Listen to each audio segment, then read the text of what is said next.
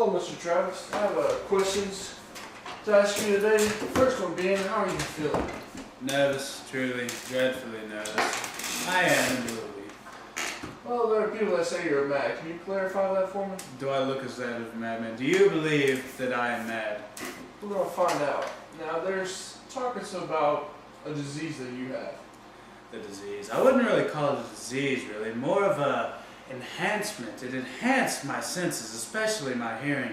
I heard all of that of earth, heaven, and I even heard the screams of hell, my friend.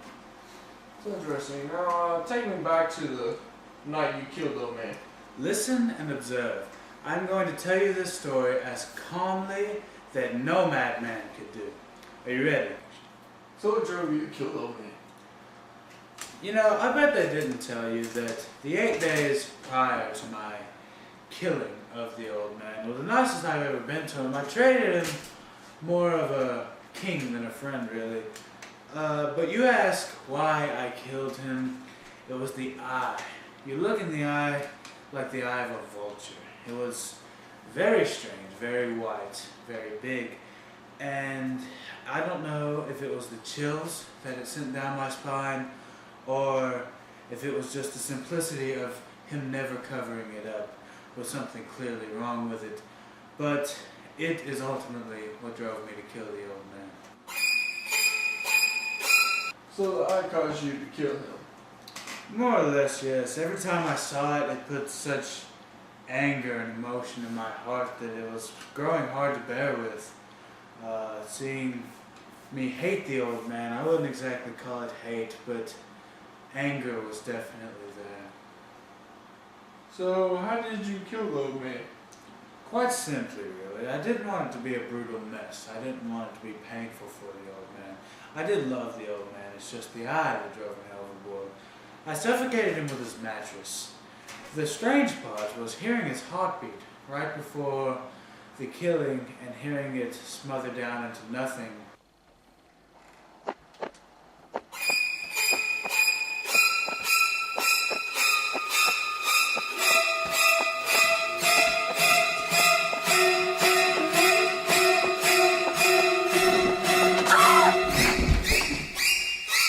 What did you do with the body?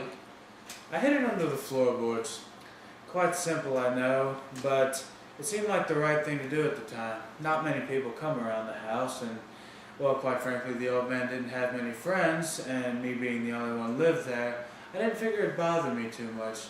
I didn't actually think of the smell until after I was incarcerated in this lovely facility you have here. Not as much of a reach. No one would ever know that this is the place for a murder. The place looks just as if it did 20 years ago. So what led to your confession?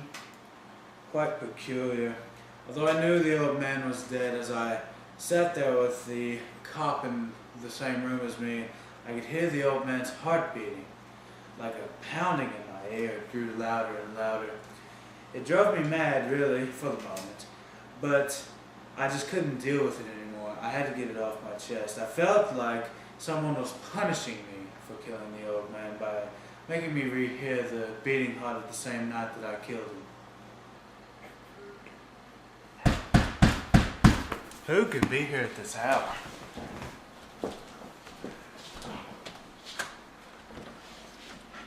Yes? There's been reports of screaming coming from inside this house. I can't imagine why. Screams? Yeah. Well, come in, investigate whatever you like. Have a cup of tea.